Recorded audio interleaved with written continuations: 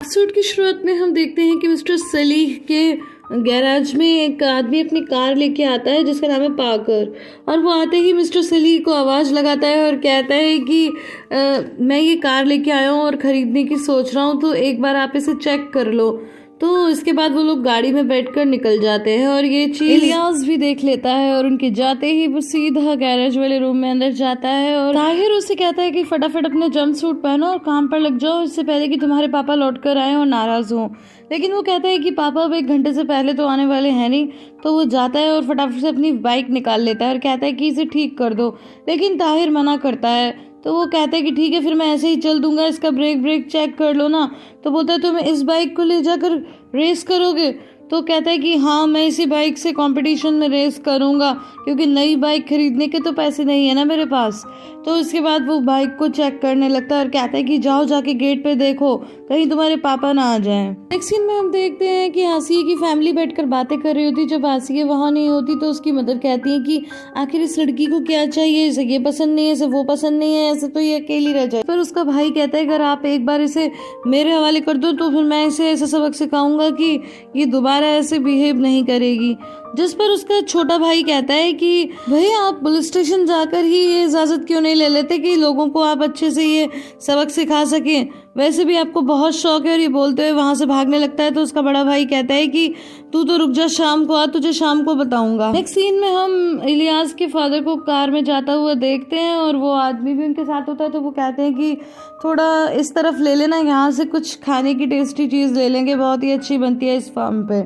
वहीं next scene में हम देखते हैं कि आसिया अपनी फ्रेंड सलीह से बात कर रही होती है और सलीह कहती है कि आसिया देखो उसका मैसेज आ गया, मैं क्या रिप्लाई करूं, मैं तो बारी बारी जाऊं। तो जिस पर आसिया कहती है कि बस करो यार, खुद पर भी कोई गर्व होना चाहिए, कोई सेल्फ रिस्पेक्ट होनी चाहिए। तुमने तो कहा था कि सब खत्म हो गया, फिर भी तुम उससे बात करना चाहती हो। अभी वो लोग ऐसे सब बातें कर ही रहे थे कि उसकी मदर वहाँ आ जाती हैं और कहती हैं कि आसिया जल्दी घर चलो, तुम्हारी बहन तुमसे बात करना चाहती है। आसिया बोलती है कि उसे मुझसे क्या बात करनी है, मैं बाद में शाम को आ जाऊंगी ना। तो उसकी मदर चिल्लाने लगती है कि नहीं अभी आओ, तुम्हारी बहन तुमसे ज़रूरी बात करना चाहती है, बैठ के उसकी बात सुनो। तो वो जाने लगती है। तो उसकी मम्मी उसकी सहेली सलीहा को भी टॉन्ट करने लगती है कि अब क्या जॉनी तुमसे शादी करेगा, देखना तुम ऐसे ही अकेली रह जाओगी तो तुम्हें बहुत पछतावा होगा, और आसिया एक दिन तुम्हारे आगे से एक लग्जूरियस कार में वहाँ से निकलेगी। तो आसिया इशारे से कहती कि अरे मम्मी आप ये क्या कह रही हो, और फिर वो अपनी फ्रेंड को फ्लाइंग किस करती है और वो भी उसे करती है और फिर वो वहाँ से चली जाती है। सीन हम देखते हैं कि ताहिर अभी भी बाइक ठीक कर रहा था, लेकिन कुछ उम्मीद नहीं थी कि बाइक ठीक हो जाएगी। इलियास बोलता है कि मैं कैसे भी करके 300 लिराज इकट्ठे करूंगा, फिर मुझे नए इक्विपमेंट्स ही लाने पड़ेंगे। लेकिन दूसरा कोवर्कर कहता है कि अरे नहीं, बात इतनी नहीं है, कम से कम 1000 से 1200 लिराज की ज़रूरत पड़ेगी, तुम कैसे इससे रेस करोगे?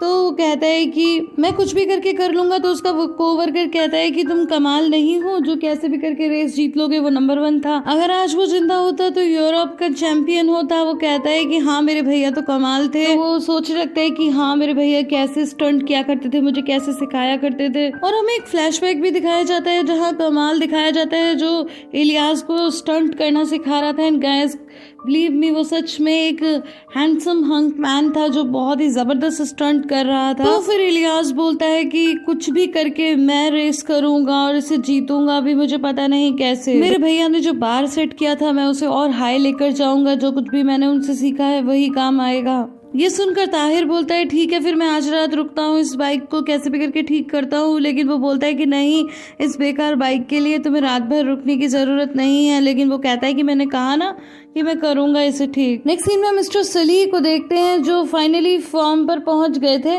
और वो वहाँ पर आवाज़ लगाते हैं हिकमत अंकल। तो बोलते हैं हिकमत अंकल की बहुत दिनों बाद देखा मैंने तुम्हें, कैसे आना हुआ? तो वो बोलते हैं कि हमें कुछ चीज़ें चाहिए।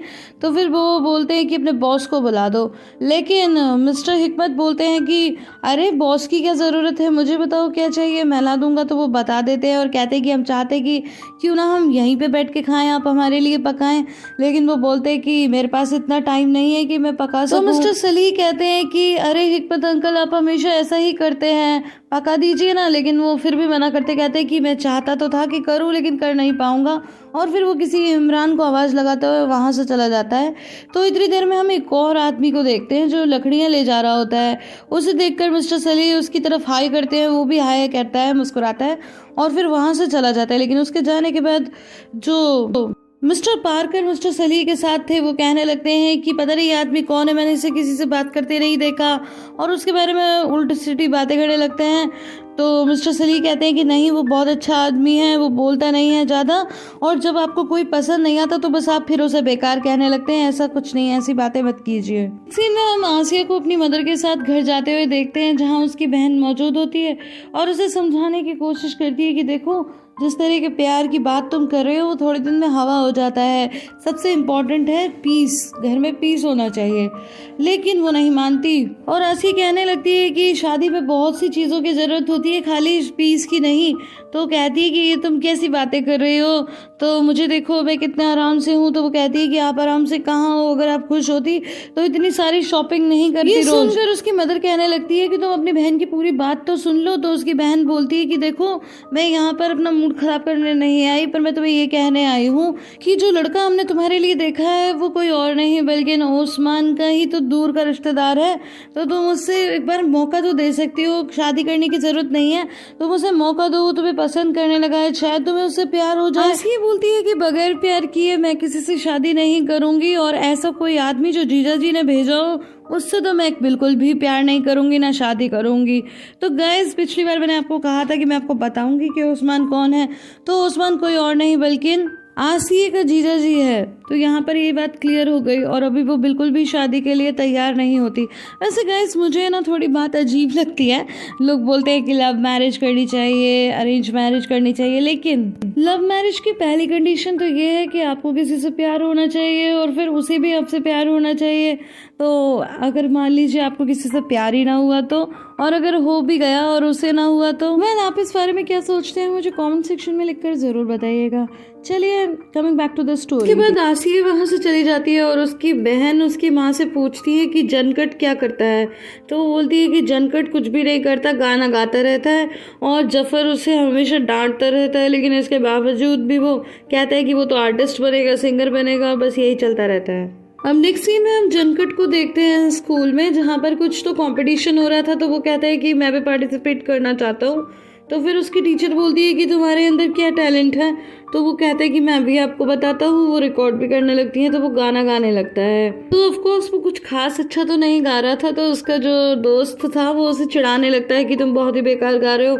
तो बस फिर क्या था, दोनों में झगड़ा हो जाता है और जब ये बात बढ़ने लगती है तो उसकी एक और टीचर आती है। एंड गाइस, ये टीचर कोई और नहीं, हमें पता चलता है कि ये इलियास की भाभी आयचा है। और वो कहती है कि तुम ये क्या कर रहे थे यहाँ पर, चलो मेरे साथ प्रिंसिपल के पास, और वो उसे प्रिंसिपल के पास ले जाती है। अब नेक्स्ट सीन में हम अंकल हिकमत और उसी आदमी को देखते हैं जिसे हमने थोड़ी देर पहले लकड़ी ले जाते हुए देखा था।